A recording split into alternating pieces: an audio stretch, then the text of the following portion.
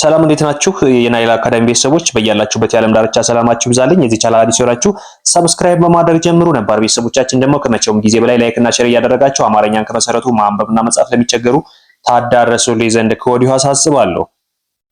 ሰላም ቤተሰቦች፣ በድጋሚ አብዛኞቻችሁ በውስጥ መስመር መማር እየፈለጋችሁ ነገር ግን እንዴት እንማራለን ብላችሁ ለምትቸገሩ ሁሉ እዚህ ጋር የማስቀምጥላችሁ የአብዛኞች ተማሪዎችና አብዛኞች ወንድሞቻችን ችግራቸውን ይቀርፉበታል ብዬ ያሰብኩት ጥቅሶችን ደጋግሜ የማቀርብላችሁ እናንተ ትማሩበታላችሁ ብዬ ስለማስብ ነው። ምናልባት ከዚህ በፊት የተለቀቁ ቃላት እንዲሁም አረፍተ ነገር አጫጭር አረፍተ ነገሮችና ፊደላት ወደፊት የተለቀቁ ስላሉ እነሱን እዩዋቸው። ነገር ግን አንዳንድ ልጆች ላይ እየሰማሁት ያለ ነገር ምንድነው ልጁ እዚህ ጋር የሚለቃቸው አስተማሪ ጥቅሶችና ሌሎችን እንጂ በውስጥ መስመር እያስተማረ አይደለም የሚባል ነገር አለ። ስለዚህ እሱንን ብዙዎች እንደ መረጃ አስተላልፈውልኛል። እኔ እዚህ ጋር በጣም የእናንተ ወሳኝ የሆኑ ከእውቀታችሁም ብታቁም ባታነቡም የማታነቡ በማዳመጥ የምታነቡ በማንበብ ትልቅ እውቀት ታገኙበታላችሁ ብዬ ስላሰብኩ ነው እዚህ ላይ የምሰራላችሁ እንጂ በውስጥ መስመር ከፊደላት ከመሰረቱ ጀምሬ ነው እያስተማርኩ የምገኘው። ማንኛውም የአማርኛ ፊደል እውቅና የሌለውን ተማሪ ከመሰረቱ ጀምሮ የሚመጡ ተማሪዎችን እያስተማርን ነው የምንገኘው። ያለምንም መሳቀቅ እናንተ ትምህርቱን ፈልጋችሁ የምትመጡ ካላችሁ ከመጀመሪያው ከመሰረቱ ከፊደል ሀ ብለን ጀምረን እስከ የትኛውም ደረጃ እያስተማርን ስለምንገኝ ያለምንም መሳቀቅ በቀጥታ መደወል በኢሞ፣ በዋትስአፕ፣ በቴሌግራም ታገኙኛላችሁ። ትምህርቱን በሳምንት 5 ቀን እያስተማርን ነው የምንገኘው። በአጭር ጊዜ ብቻ ከ3 ወር እስከ 4 ወር ባልበለጠ ጊዜ ብቻ አቀላጥፋችሁ ማንበብና መጻፍ እንድትችሉ እያደረግን ነው የምንገኘው። ብዙ ተማሪዎች ተለውጠውበታል። ብዙ ተማሪዎች አመስግነዋል። ብዙ ተማሪዎች ይህንን ትምህርት ደግፈውታል። እንዲሁም አስተማሪዎችንም ሳይቀር በጥሩ ሁኔታ አመስግነው የሄዱበት ሁኔታ ስላለ እናንተም ለዚህ ድል ተካፋይ ትሆኑ ዘንድ ባላችሁበት ሆናችሁ ትምህርቱን መከታተል ትችላላችሁ። አሁንም ድረስ ምዝገባ ላይ ነን፣ መመዝገብ ትችላላችሁ ማለት ነው። ዛሬ ደግሞ ይዤላችሁ የመጣሁት ጥንካሬ የሚሰጡ ምርጥ ጥቅሶች ናቸው። ጥንካሬ የሚሰጡ ብዙዎቻችን በአንዳንድ ነገሮች ልንደክም እንችላለን። በእምነት ሊሆን ይችላል፣ በአስተሳሰብ ሊሆን ይችላል፣ በስነ ልቦና ልንደክም እንችላለን። የሆነ ሰው ጎድቶ ሊሄድ ይችላል። ከነዛ ጉዳቶች እንዴት እንውጣ ነው በጣም የብዙዎች ችግር የሆነው። ከነዛ ጉዳቶች እንዴት እንውጣ? የማይጎዳ ሰው የለም።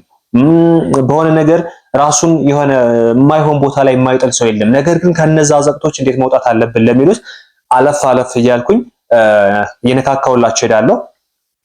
ከዚህ በተጨማሪ እነዚህም በማንበብ በማስታወሻ በመያዝ ቴሌግራም ግሩፕ አለ፣ እዛ ላይ በመጻፍ ላኩልኝ። ከዚሁ በበለጠ ግን እኔ የምነግራችሁን ነገር በደንብ በማዳመጥ ማንበብ የምትችሉ አንብቡ፣ ማንበብ ማትችሉ ደግሞ ኤርፎናችሁን ተጠቅማችሁ አዳምጡ። የልባችሁን ህመም ይፈውስላችኋል ብዬ አስባለሁ። ስለዚህ ወደ መጀመሪያው ሲሄድ ማሸነፍ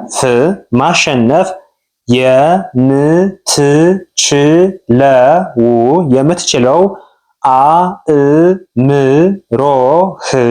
አእምሮህ ከስሜትህ ሲበልጥ ብቻ ነው። ማሸነፍ የምትችለው አእምሮህ ከስሜት ሲበልጥ ብቻ ነው። ልብ በሉ ወገን።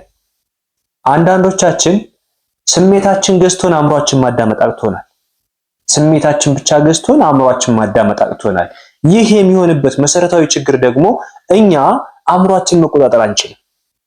በጣም ከባዱ ነገር እሱ ነው። ራሳችን መግዛት አልቻልንም። ብዙዎቻችን ራሳችንን ጠይቀው እስኪ እያንዳንዳችሁ ይህ ጥያቄ ለኔ ነው ብላችሁ ራሳችሁን ጠይቁት። ስንቶቻችንን አእምሯችን ገዝቶን በአእምሯችን የምንራመደው? ስሜታችን አይደለም የሚቀድመው? የሆነ ነገር ሲሆን እኮ ቶሎ ሆነ ፌንት ነው የምንሆነው። በጣም እንናደዳለን።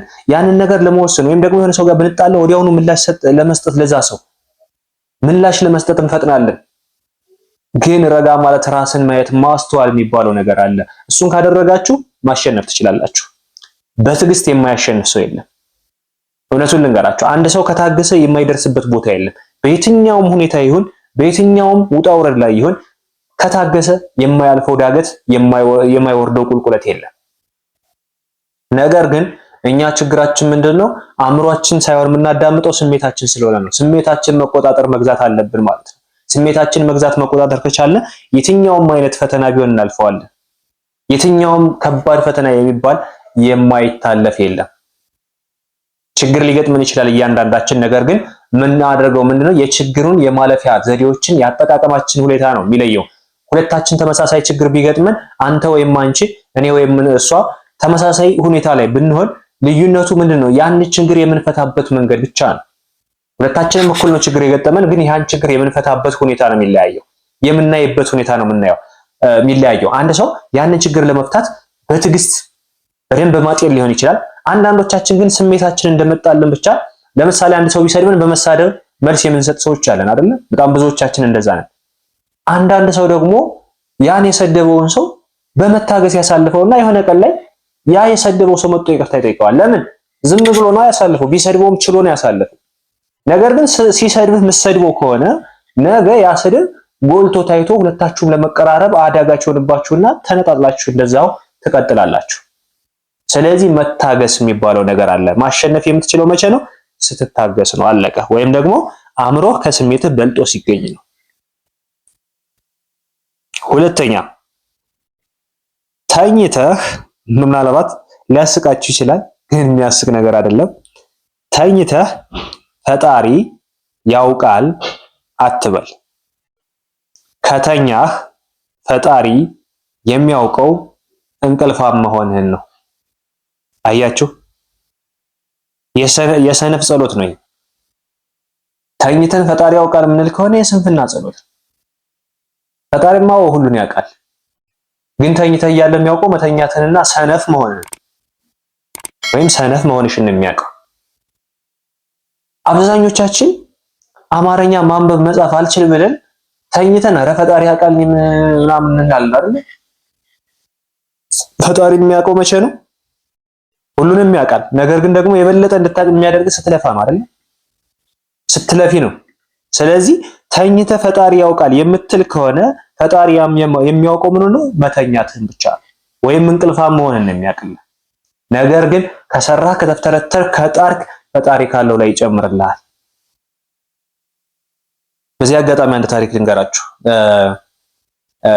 የሆነ ጊዜ ላይ አንድ ነገስታት ወይም መንግስት ለሶስት ባለጸጋዎች ገንዘብ ሰጧቸው ይሄዳል። ወደ ሌላ ቦታ ሲሄድ ለሶስት ባለጸጋዎች ገንዘብ ሰጧቸው ይሄዳልና ነግዳችሁ አተርፋችሁ መልሱልኝ ብሏቸው ነው የሚሄደው። ለተወሰነ ጊዜ አገሩን ለቆ ይሄዳል። ከዛ በኋላ ምንድን ነው ያደረገው? ያን አገሩን ለቆ ሲሄድ ተመልሶ እስከሚመጣ የአንደኛው 10 ዲናር ይሰጠዋል፣ የሌላኛው 5 ዲናር፣ ለሌላኛው 3 ዲናር ነው ሰጥቷቸው የሚሄደውና 10 ዲናር የተሰጠው ማለት አንደኛው 15፣ አንደኛው 10፣ አንደኛው ደግሞ 5 ነው የሚሰጠው እና 15 የተሰጠው ሰውዬ ነግዶ አትርፎ ከ15ቱ ላይ 15 ደርቦ ይሰጠዋል። አትርፎ ማለት ነው። 15 የተሰጠውን 30 አድርጎ ይቆየዋል። 10 የተሰጠውም ምን ያደርጋል? ከ10ሩ ላይ 20 አድርጎ ይጠብቀዋል። 5 የተሰጠው ደግሞ ምን ያደርጋል? ከ5ቱ ሳይነካካ ያ ሰውዬ ከዛ ቦታ ደርሶ እስከሚመጣ ቀብሮ ቆይቶ አውጥቶ ይሰጠዋል። መጨረሻ ላይ ምንድነው ያለው? የመጀመሪያውን ሰውዬ የሰጠሁን ገንዘብ ምን አደረግከው ብሎ ሲጠይቀው የሰጠኸኝን ገንዘብማ ሰርቼ ለፍቼ ወጥጄ ወርጄ እንደዛ አድርጌ እጥፍ አድርጌ እየጠበቅኩህ አንተ ጎበዝ ነህ ብሎ ብድሩን ተቀብሎ ያን የሰራበትን ይሰጠዋል። ሁለተኛውንም እንደዛው። ሶስተኛውን ይጠይቀዋል። ሶስተኛውን ሲጠይቀው ምንድነው ያለው? እኔ ያንተን ገንዘብ ከነበረበት ቋጥሬ ያስቀምጬልሃለሁ። ብትመጣ ያንተ ገንዘብ ቢጠፋብኝ ሰርቼ ቢጠፋብኝ አንተ ክፉ ስለሆንክ ነገ እኔን ታሳድደኛለህ፣ ትገለኛለህ፣ በገንዘብ ምክንያት ታሳጣኛለህ ብዬ ስለማስብ ይኸው የሰጠኸኝን ቋጥሬ ይኸው አስረክብሃለሁ አለ። ምንድነው ያለው መጨረሻ ላይ ያባልሃል? አንተ ሰነፍ ነህ፣ ሰነፍ ነህ፣ ሰርተ መለወጥ እየቻልክ ተኝተሃል ነው ያለው። አያችሁ? ስለዚህ እንደነዚህ አይነት ነገሮችን ማድረግ የለባችሁም። እናንተ ምንድነው ማድረግ ያለባችሁ? መስራት ባለባችሁ ስራ መስራት አለባችሁ። ይህ ነገር በምሳሌ ያደረግኩላችሁ እንጂ የተናገረው ቃሉን የተናገረው እግዚአብሔር ነው። ሰበካ እንዳይሆንብኝ ይሄ በምሳሌ ያስተማረበት ነውና ሁላችሁም አንድን ነገር ለመስራት መስነፍ የለባችሁም ነው። መስነፍ ፈጽሞ አይቻልም። ወደ ሶስተኛው ስንሄድ ጭንቀትን ለመርሳት ብለን የማይሆን ሱስ መቀላቀሉን ትተን ወደ ፈጣሪ እንቅረብ። ጭንቀትን ለመርሳት ብለህ ወይም ብለሽ የማይሆን ቦታ ላይ የምትሄድ ወይ የምትሄድ ወንድሜ በደንብ ራስን ተመልከት ወይም ራስሽን ተመልከች። ጭንቀትን የሚያስረሳ ሱስ የለም። ጭንቀትን የሚያስተው ምግብ የለም። ጭንቀትን የሚያስተው መጠጥ የለም። እሱን ማወቅ መቻል አለብህ ወይም ማወቅ መቻል አለብሽ። ጭንቀትን መርሳት የምትችለው ከፈጣሪ ጋር ስትሆን ብቻ። ጭንቀትህን ሊያቀልልህ የሚችለው እሱ ፈጣሪ ብቻ ነው። ከዛ ውጭ ደግሞ አንተ ጥሩ ናቸው የምትላቸውን መንገዶች ስትከተል ብቻ ነው። ከዛ ጭንቀት ለመውጣት ምን ማድረግ አለብኝ ብለህ ራስን ስትጠይቅ ብቻ ነው። ጭንቀትን ይወልዳል። ጭንቀት ሞትን ይወልዳል። ጭንቀት ስቃይን ይወልዳል። አመንክም አላመንክም ብዙ ሞቶች ወይም ስቃዮች የሚመጡት ከጭንቀት የተነሳ ነው። ራሳችን በምናስጨንቅበት ጊዜ የምናመጣው ውጤት ራሳችን መጉዳት ብቻ ነው። ከዛ ውጭ ግን ፈጣሪ ያለውን አታልፍ። ተጨነቅም አልተጨነቅም ከእድሜህ ላይ አንድ አትጨምርም ወይም አትቀንስ። ስለዚህ ማወቅ ያለብሽ ነገር ወይም ማወቅ ያለብህን ነገር አወቅ፣ ተረዳ። ሁሉ ነገር በጊዜው ይሆናል። ሁሉ ነገር ፈጣሪ ያለው ቀን ሁሉም ይሳካል፣ ሁሉም ይስተካከላል። እስከዛ ግን ጠንክረህ መስራት ያለብህን ስራ ብቻ። ከዛ ውጭ በማምሰላሰልና ራስን በመጉዳት የምታገኘው ውጤት ህመም ወይም ሞት ብቻ ነው። ወደ መጨረሻው ስንሄድ የሰው ልጅ እንደ ባህር ነው። ዳርቻውን አይተህ ውስጡን ማወቅ አትችልም። ባህርን በሩቅ ስታየው ዳርቻውን ልታየው ትችላለህ፣ ማቆሚያው ማለት ዙሪያውን ልታውቀው ትችላለህ። ጥልቀቱን ግን ማወቅ ትችላለህ? አትችልም። ስለዚህ የሰው ልጅን በዚህ ልክ ነው የምናውቀው። መልኩን እናውቀዋለን፣ ፊቱን እናየዋለን፣ ቁመቱ ረጅም፣ ጸይም፣ ቆጭን ምናምን እናየዋለን። ውስጡን ግን እንደ ባህር ነው፣ ማወቅ አትችልም። ወዳጄ መናገር ያለብህን ወቅ፣ ለማን ሚስጥር ማውራት እንዳለብህ ወቂ። የሆድሽን ሁሉ ለማን የምታወሪ ከሆነ አንቺ ባዶ ነው የምትሆኚው። ኢቭን ምን አለ መሰላችሁ፣ አንድን ሰው በጣም ተቀርቡትና በጣም የልባችሁን ትነግሩታላችሁ፣ መጨረሻ ላይ ጠላታችሁ ሆኖ ይመጣል። እናንተ ማንኛውንም ሰው ስታወሩ ማውራት ያለባችሁን ነገር ወቁ። አንዳንዶቻችሁ ምን ይላሉ? ጓደኛዋ ጋር ሄዳ ጓደኛውን የሆነ ነገር አድርጋ ትመጣና ጓደኛዬን እኮ እንደዛሬ የሸወድኳት ወይም ጓደኛዬን እንደዛሬ የሸወድኩት ብላ ታወራለች። ነገ ያ ሰው የነገርሽው ሰው ይርቅሻል። ገና እንደነገርሽው ጀምሮ ነው የሚርቅሽ። ለምን? አንቺ መጥፎና ማጠቅሚ ሰው እንደሆነ ተረዳሽ። በራስሽ አፍ ነገርሽዋ። አፍ ያስገድላል ማለት ነው። አንዳንዴ አፋችን ነው ለመጥፎ ነገር አሳልፎ የሚሰጥ። ስለዚህ መቻል እንልመድ፣ አስተዋይነት እንልመድ፣ መናገር ያለብንን እንወቅ፣ ያለንን እንምረጥ።